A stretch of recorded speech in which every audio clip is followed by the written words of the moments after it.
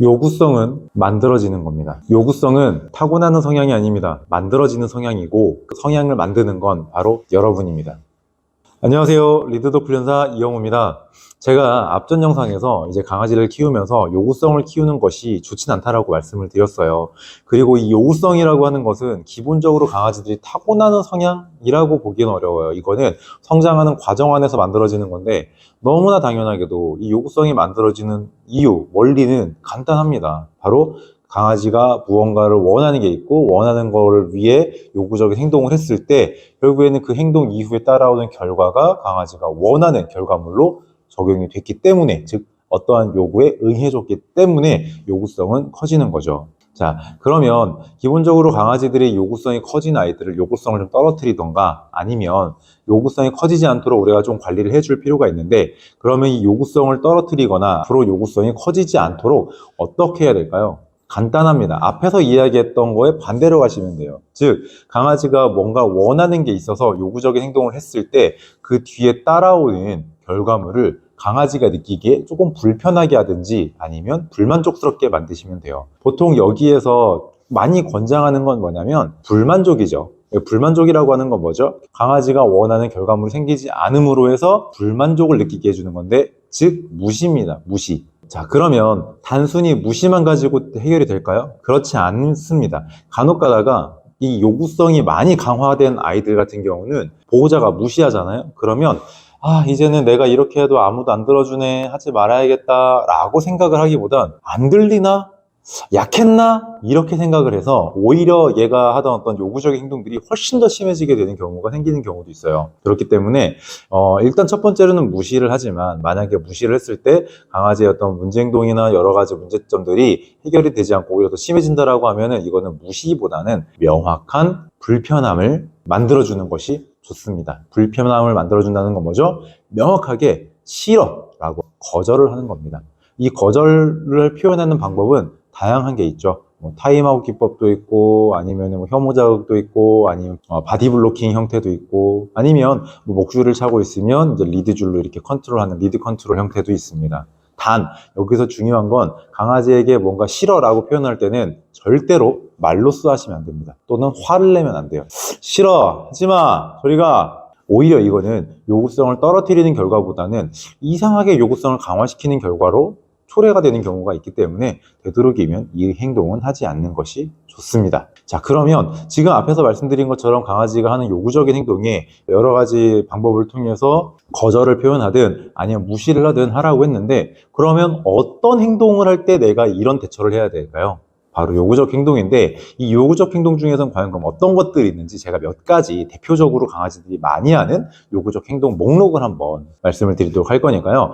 만약에 내가 강아지를 키우면서 내가 키우는 강아지가 이 목록 중에 해당이 되는 것들이 있다라고 하면 그 행동을 할 때 앞에서 말씀드린 무시 또는 바디 블로킹, 혐오 자극, 타임아웃, 리드 컨트롤 등등을 통해서 그 행동에 대해서 명확한 거절 또는 불편함, 불만족, 이걸 만들어 주시면 좋을 것 같아요.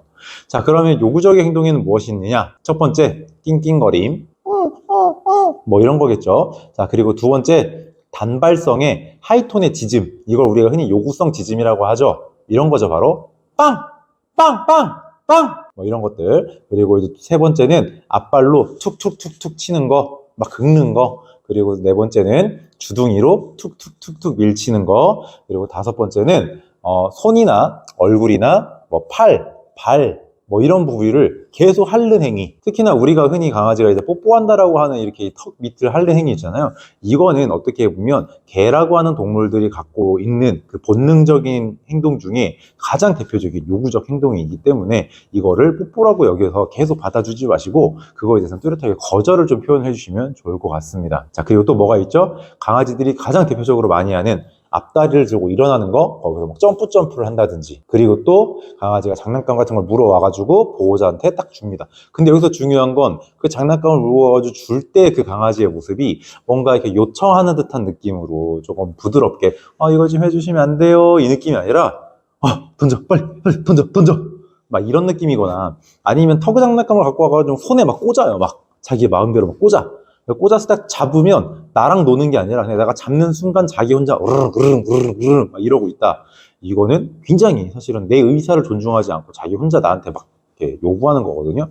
좋지는 않기 때문에 이제 그런 행동을 할 때도 거절과 무시를 한다든지 하는 걸 꼭 하셔야 되고, 또 뭐가 있을까요? 이제 저 같은 경우는 이 뒤에서 말씀드린 이것도 요구적 행동 중에 하나라고 이야기를 많이 합니다. 바로 보호자 무릎 위에 자동으로 착석한다. 즉 내가 바닥에 앉거나 내가 소파에 앉으면 자연스럽게 와가지고 내 무릎 위로 착석을 해요.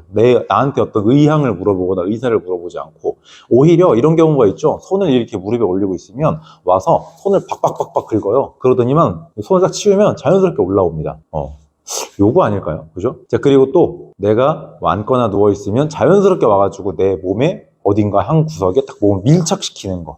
이것도 어떻게 보면 하나의 애정을 갈구하는 요구적 행동이라고 볼 수 있기 때문에, 되도록이면 그럴 때도 이게 가만히 있기보다는 조금 밀쳐내준다든지 떨어뜨린다든지 하는 행동을 해서 조금은 거절을 표현해 주시는 것이 좋습니다. 자, 우리가 기본적으로 강아지를 키우면서 요구성을 강화시키면서 키우는 것보단 요구성을 약화시키면서 키워야 우리가 키우는 강아지들에게 문제 행동이 많이 생기지 않습니다. 그리고 또 무엇보다 내가 내 강아지를 제대로 훈련시키고 교육시키고, 또는 이 아이가 하는 나쁜 행동에 대해서 통제하고 싶고 컨트롤하고 싶으시다면, 강아지 입장에서 나는 너무 쉬운 사람이 되면 안 돼요. 어느 정도는 어려운 사람이 되어야 합니다. 그럼 생각해 보세요. 걔가 원하는 게 있어서 나한테 무언가를 요구를 했을 때 내가 응해주는 사람이라면 나는 어려운 사람일까요? 쉬운 사람일까요? 당연하게도 뭔가를 요구하기가 쉬운 사람입니다.